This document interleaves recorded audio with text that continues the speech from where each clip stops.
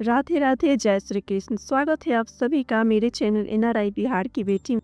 आज के इस वीडियो में मैं आप लोग के साथ शेयर करूंगी कार्तिक मास, जो कि विष्णु भगवान का अत्यंत प्रिय महीना है, जिसमें कि कार्तिक स्नान, दान व व्रत का बहुत ही महत्व है। आज के इस वीडियो में मैं आप लोग के साथ शेयर करूंगी कार्तिक स्नान व व्रत का संपूर्ण नियम विधि। कार्तिक मास में किन किन जरूरी नियमों का पालन करना चाहिए, सूर्य देव को जल कब चढ़ाना चाहिए, दीप दान कब और कहाँ करना चाहिए, तुलसी पूजा या तुलसी जी में जल कब कब अर्पित कर सकते हैं।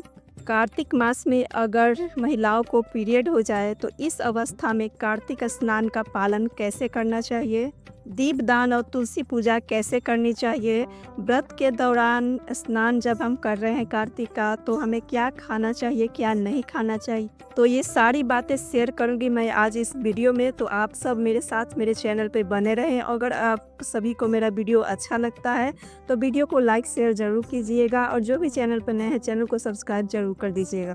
तो सबसे पहले जान लेते हैं कि कार्तिक मास 2025 कब से प्रारंभ हो रही है और कब समाप्त हो रही है। हर साल आश्विन माह व शरद पूर्णिमा कार्तिक माह प्रारंभ होता है। तो इस साल 2025 में शरद पूर्णिमा 6 अक्टूबर को मनाई जाएगी और 7 अक्टूबर से ब्रह्म मुहूर्त में उठकर कार्तिक का स्नान दान करना है। तो 7 अक्टूबर दिन पड़ रहा है मंगलवार। इसी दिन से जो है कार्तिक स्नान के नियमों का पालन किया जाएगा। तो 7 अक्टूबर दिन मंगलवार से कार्तिक स्नान प्रारंभ होगी, जिसकी समाप्ति होगी 5 नवंबर बुधवार को कार्तिक पूर्णिमा के दिन।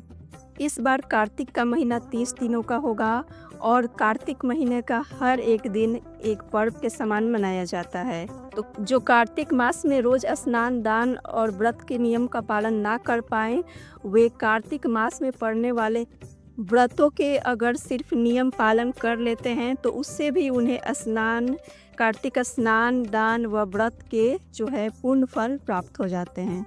जो व्यक्ति कार्तिक माह के सभी नियमों के पालन करते हैं वे वर्ष भर स्वास्थ्य, सुख और समृद्धि पाते हैं और जाने अनजाने में की गई पापों का नाश हो जाता है। वैसे तो कार्तिक माह में बहुत सारे नियमों का पालन करना होता है, लेकिन अगर आप लोग ना कर पाएँ तो कम से कम 7 नियमों के पालन अगर कर लें तो इससे भी जो है हमें पूर्ण फल प्राप्त हो जाता है। तो कार्तिक माह के 7 नियमों में से पहला नियम है दीपदान। कार्तिक महीने में हमें सुबह शाम तुलसी जी के पास दीप जलाना चाहिए, चाहे वो घी का हो, घी का ना हो तो तिल के तेल का हो, दीप जलाना चाहिए। आंवले के पेड़ के पास, केले के पेड़ के पास और समी का अगर आप लोग के पास पेड़ है तो उसके पास भी जो है हम लोग दीप जलाते हैं, क्योंकि इन सभी पेड़ के पास जो है विष्णु भगवान का वास होता है। तो कार्तिक महीने में हमें दीप दान जरूर करने चाहिए अगर आप लोग के पास इन सभी के पेड़ हैं तो। और दूसरे नियम में तुलसी पूजन। तो तुलसी पूजन और सेवन करने का विशेष महत्व है कार्तिक महीने में, क्योंकि विष्णु भगवान की प्रिय हैं तुलसी जी। वैसे तो हर साल हम साल भर जो है तुलसी जी की पूजा करते हैं, लेकिन कार्तिक के महीने में तुलसी सेवा करना, तुलसी की पूजा करने का जो है विशेष महत्व है। तो कार्तिक स्नान में सुबह ब्रह्म मुहूर्त में उठकर स्नान कर शीतल जल से और तुलसी जी की पूजा करनी चाहिए, जल देनी चाहिए तुलसी जी में, और दीप जलानी चाहिए हमें, और कथा सुननी चाहिए, गीत गाना चाहिए, और 7 बार जो है परिक्रमा करना चाहिए तुलसी जी का। ओम श्री तुलसी नमः, ओम श्री विष्णु प्रिय नमः, इस मंत्र का जाप करते हुए जो है हम 7 बार परिक्रमा करेंगे तुलसी जी की। और तुलसी जी की परिक्रमा ना कर पाएँ तो जिस स्थान पर आप खड़े हैं उसी स्थान पर 7 बार परिक्रमा करके हम लोग ये मंत्र बोलेंगे। सुबह दीप जलाने के बाद शाम को भी हमें तुलसी जी के समक्ष दीप जलाना है। और तीसरा नियम है भूमि पर सोना। तो भूमि पर सोने का विशेष महत्व है जो कार्तिक स्नान की जो नियम का पालन कर रहे हैं। लेकिन अगर आप अपने स्वास्थ्य को देख लीजिएगा, अगर संभव हो तो आप लोग सोइएगा और कीजिएगा। ये जो व्रत है बहुत ही कठिन है, क्योंकि 1 माह तक चलता है, और ना हो तो आप साफ बिस्तर पे भी सो सकते हैं। और चौथा नियम है तेल लगाना वर्जित है। और 5वां नियम है द्विदलन निषेध, जिसमें कि मसूर, मटर, मूंग जिसमें कि 2 आधे में बँट जाने वाले जो अन्न है उसको नहीं खाना है हमें, और साथ ही हमें सब्जियों में जो है बैंगन नहीं खानी है और लहसुन प्याज तो बिल्कुल नहीं खाना है। तो अगर आप कार्तिक स्नान के नियमों का पालन कर रहे हैं तो ज़रूर इन सभी का पालन करें, और जिनसे जैसे कार्तिक स्नान के नियमों का पालन नहीं हो रहा है वो कम से कम लहसुन प्याज भी अगर बढ़ा दे तो उससे भी जो है आधा फल उन्हें प्राप्त हो सकता है, और तुलसी की सेवा करे तो।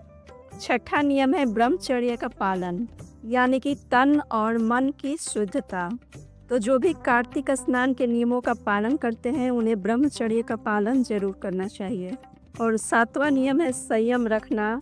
जो भी कार्तिक स्नान के जो नियमों का पालन कर रहे हैं, जिसमें कि क्रोध, निद्रा, किसी भी प्रकार का मद्यपान नहीं करना चाहिए, नशा का सेवन, मांस मछली, इन सभी चीज़ों का जो है हमें त्याग करना चाहिए। और ध्यान रखें कि हमारे द्वारा कोई पाप ना हो, क्योंकि अगर हमारे द्वारा कोई पाप हो जाता है तो इससे जो है हमें व्रत की जो है पूर्ण फल प्राप्त नहीं होते हैं।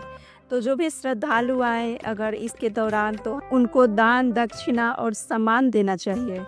तो जो कार्तिक मास के स्नान और व्रत का पालन करते हैं वे पूरे दिन जो है व्रत करके और शाम को भोजन ग्रहण करते हैं बिना लहसुन प्याज के, और किसी और के घर का भी अन्न नहीं होना चाहिए, अपने ही घर का अन्न खाएं। तो कार्तिक स्नान के व्रत के नियमों का पालन करते हुए अगर महिलाओं को पीरियड आ जाए तो स्नान हमें ब्रह्म मुहूर्त में ही उठ के करना है, लेकिन स्नान के जल में गंगा जल ना डालें, ऐसे ही स्नान कर लें और पूजा ना करें, क्योंकि पूजा की कोई भी सामग्री नहीं छू सकते हैं। तो हमें मन से पूजा करनी है, और मोबाइल में जो है हम कथा सुन सकते हैं, भागवत गीता का पाठ सुन सकते हैं, और घर के किसी सदस्य से तुलसी पूजा करवा लें और घर की पूजा करवा लें, और सुबह शाम के दीप जरूर प्रज्वलित करवा लें तुलसी जी के समक्ष। और ऐसी अवस्था में तुलसी जी में जल हमें नहीं देना है। और एक बात का ध्यान रखें कि तुलसी जी में एकादशी, अमावस्या, संक्रांति और रविवार और मंगल के दिन जल नहीं चढ़ाया जाता है, लेकिन पूजा और धूप हमें सभी दिन दिखाना है। तो ये थी कार्तिक मास में की जाने वाली कार्तिक स्नान के कुछ नियमों के पालन। तो जो भी व्रत रखना चाहे वे पहले अपनी शारीरिक क्षमता को देख लें कि वो 1 महीने का व्रत निभा पाएंगे या नहीं, तभी इस व्रत का पालन करें। जो व्रत नहीं कर रहे हैं वे तुलसी सेवा भी करेंगे, अगर लहसुन प्याज नहीं खाते हैं कार्तिक में, तो भी जो है हमें आधा फल प्राप्त होता है। तो आज के इस वीडियो में इतना ही, और उम्मीद करती हूँ कि आप सभी के लिए वीडियो काफ़ी लाभकारी होगा।